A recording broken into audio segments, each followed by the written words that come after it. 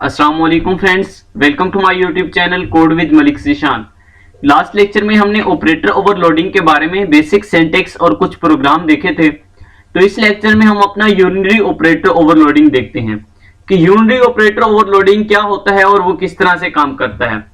तो बेसिकली क्या होता है, जिस भी ऑपरेटर को हमने ओवरलोड करना होता है उस प्रोग्राम में उसके साथ जितने ऑपरेंड यूज हो रहे होते हैं उसकी बेस पे वो यूनरी या बाइनरी होता है।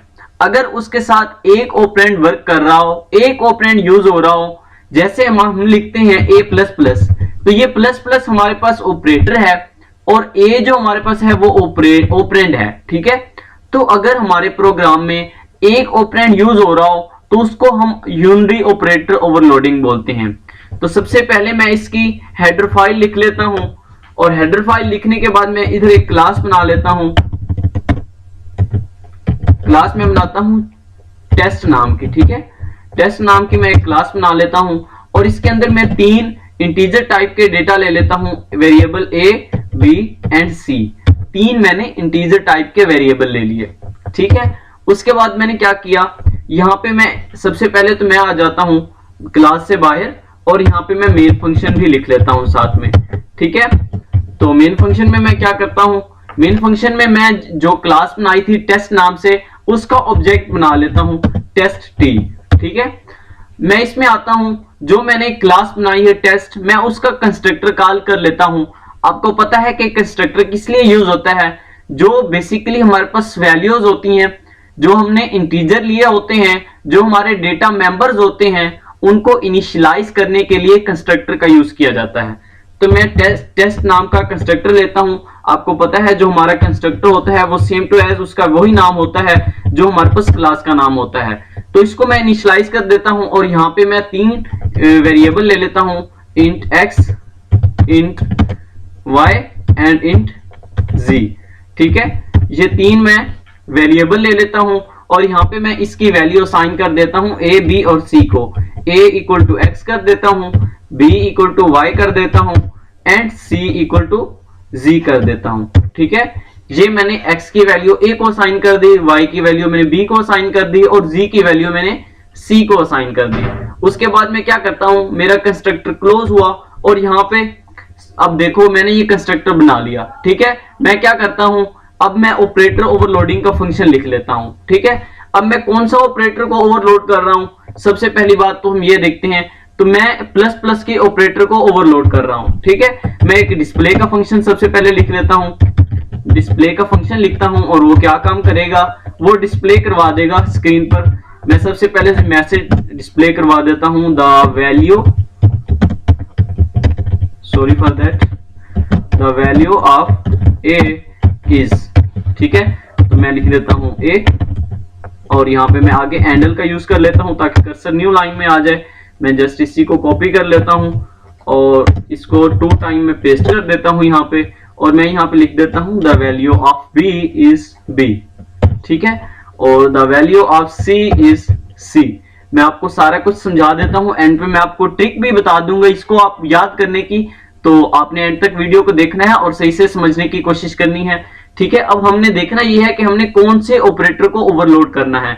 तो हमने प्लस प्लस के ऑपरेटर को ओवरलोड करना है। तो उसके लिए आपको पता है, मैं लास्ट लेक्चर में बता चुका हूं कि यहाँ पे जो सिंटैक्स होता है उसमें सबसे पहले ऑपरेटर का कीवर्ड लिखते हैं और उसके बाद हम वो ऑपरेटर लिखते हैं जिसे हमने ओवरलोड करना होता है। तो हमने प्लस प्लस को ओवरलोड करना है और इसके अंदर अगर कोई हमारे पास आर्गुमेंट होता है तो वो हम यहाँ पे पास करते हैं, वो हम यहाँ पे जो है वो लेते हैं, एक वेरिएबल बना के उसके अंदर आर्गुमेंट लेते हैं। ठीक है, बट आपको एक बात बताता चलूं कि यूनरी ऑपरेटर ओवरलोडिंग में कोई भी आर्गुमेंट नहीं होता। ठीक है, तो यहाँ पे कोई आर्गुमेंट नहीं होगा तो ये जस्ट खाली ही रहेगा और इसकी ब्रैकेट्स के अंदर मैं इसकी बॉडी लिख देता हूं और बॉडी के अंदर क्या होगा, मैं लिख देता हूं a की जो वैल्यू है वो इक्वल टू है प्लस प्लस a के। ठीक है, और b की जो वैल्यू है वो है प्लस प्लस b के और इसके बाद मैं लिख देता हूं जो c की वैल्यू है वो है प्लस प्लस c के। ये वैल्यू मैंने लिख दी। अब देखो हमने इसके अंदर कुछ भी रिटर्न नहीं करवाना, तो जब हमने कोई भी रिटर्न वैल्यू नहीं देनी होती तो हम उस फंक्शन की डेटा टाइप वाइड रखते हैं। तो मैंने इसकी वाइड डेटा टाइप रख दी। अब मैं मेन फंक्शन में आता हूं। अब देखो मैंने सबसे पहले एक क्लास का ऑब्जेक्ट बनाया टी। अब जब मैं ऑब्जेक्ट बनाऊंगा तो उसका कंस्ट्रक्टर कॉल होगा। तो हमने कौन सा कंस्ट्रक्टर बनाया हुआ है, 3 argument constructor.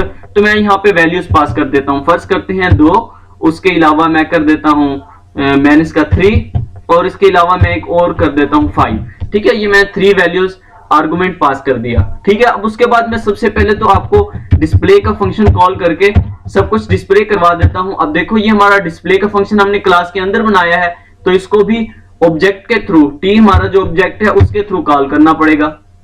T dot display कर दिया।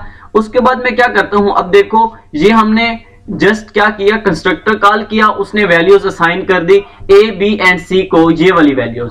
ये वैल्यूज असाइन करने के बाद हमने एक मरतबा डिस्प्ले का फंक्शन कॉल करके चेक कर लिया कि हमारे पास क्या वैल्यूज हैं। तो ये वैल्यूज ए बी और सी को असाइन हो जाएंगे और स्क्रीन पर डिस्प्ले हो जाएगा।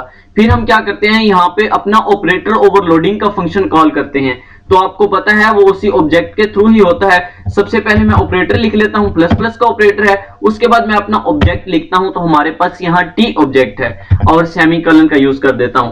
अब देखो हमारे पास जस्ट यहाँ पे एक ही ऑब्जेक्ट है, ये हमारा ऑपरेटर है जिसको हम ओवरलोड करने जा रहे हैं। और ये हमारे पास क्या है, हमारे पास एक ही ऑब्जेक्ट है। जब हमारे पास 2 ऑपरेंड होते थे तो तब हम क्या करते थे कि एक ऑपरेंड जो होता था वो कॉलिंग ऑब्जेक्ट बन जाता था और एक ऑब्जेक्ट जो हमारे पास था वो आर्गुमेंट बन जाता था। ठीक है, अब हमारे पास एक ही है तो इसीलिए यूनरी ऑपरेटर ओवरलोडिंग में आर्गुमेंट पास नहीं किया जाता। ठीक है, क्योंकि उसका एक ही ऑपरेंड होता है और वो calling object as a calling object work करता है। यहाँ पे मैं कमेंट में लिख देता हूं कॉलिंग ऑब्जेक्ट। ठीक है, कॉलिंग ऑब्जेक्ट मैं यहाँ पे लिख देता हूं। ठीक है, ये हमारा कॉलिंग ऑब्जेक्ट हो गया। अब ये कॉल करेगा तो उसके बाद मैं एक बार फिर से डिस्प्ले का फंक्शन कॉल कर देता हूं, टी डॉट डिस्प्ले। ये मैंने कॉल कर दिया। तो कॉल करने के बाद अभी मैं उसके बाद रिटर्न 0 कर देता हूं और मैं आपको ये रन करके दिखाता हूं फंक्शन हमारा प्रोग्राम। तो आई होप सो कि ये सही से चलेगा। तो इसने एक एरर दे दिया। अच्छा, इसने एरर ये दे दिया है कि ये जो हमने जितने भी फंक्शंस लिखे हैं, हमने कंस्ट्रक्टर लिखा या जो भी लिखा, हमने उसको प्राइवेट कर दिया। ठीक है, ये हमारा डेटा प्राइवेट था। तो आपको पता है कि यहाँ पे पब्लिक का कीवर्ड लिखना होता है, तो हमने इसको प्राइवेट कर रखा है। तो हम इसको सबसे पहले तो पब्लिक का कीवर्ड यहाँ पे यूज कर देंगे। ठीक है, तो यहाँ पे मैं पब्लिक का कीवर्ड यूज करता हूँ और अगेन रन करता हूँ। आई होप सो कि अब ये चल जाएगा और कोई एरर नहीं देगा। ये देखो उसने डिस्प्ले करवा दिया कि द वैल्यू ऑफ ए, सबसे पहले उसने 2 डिस्प्ले करवाई, बी की -3 डिस्प्ले करवाई और सी की वैल्यू उसने 5 डिस्प्ले करवाई, जो कि हमने एज एन आर्गुमेंट पास की थी। जी मैं आपको यहाँ पे दिखा देता हूं। ये देखो ये हमने पास की थी 2, -3 और 5। तो उसने सॉरी, ये देखो 2, -3 और 5 ये इसने स्क्रीन पर डिस्प्ले करवा दी। और उसके बाद हमारा ऑब्जेक्ट कॉल हुआ। ऑब्जेक्ट कॉल होने में हमने क्या लिखा था कि इसमें इंक्रीमेंट कर दो 1 का। तो उसने इंक्रीमेंट किया, 2 में 1 ऐड हुआ तो 3 हो गया, -3 में 1 ऐड हुआ तो -2 हो गया। ठीक है, 5 में 1 ऐड किया तो 6 हो गया। तो इस तरह उसने इंक्रीमेंट करने के बाद स्क्रीन पर जो रिजल्ट था वो डिस्प्ले करवा दिया। ठीक है, अगर हम इसको ज्यादा खूबसूरत बनाना चाहें तो ये डिस्प्ले के फंक्शन के बाद यहाँ पे हम सी आउट हैंडल का यूज कर लेते हैं। ठीक है, सी आउट हम यहाँ पे कर लेते हैं हैंडल और 1 टाइम अगेन हैंडल कर लेता हूँ। 2 लाइन की स्पेस आ जाएगी। तो अभी मैं इसको एग्जीक्यूट करता हूं तो ये हमारी 2 लाइन की स्पेस आएगी और नेक्स्ट हमारा रिजल्ट ये देखो डिस्प्ले होगा। ये फर्स्ट अलैदा हुआ और उसके बाद सेकंड हमारा अलैदा हुआ। तो इस तरह से ये हमारा यूनरी ऑपरेटर ओवरलोडिंग वर्क करता है। आई होप सो कि आपको इसकी कंप्लीट समझ आ चुकी होगी और मैंने डिस्क्रिप्शन में अपने व्हाट्सएप ग्रुप का लिंक दिया हुआ है, आप वहां से हमारे व्हाट्सएप ग्रुप को ज्वाइन कर सकते हैं और वहां से आपको हेल्प भी मिल सकती है। Thank you so much. फिर मिलते हैं नेक्स्ट वीडियो में, तब तक के लिए अल्लाह हाफिज।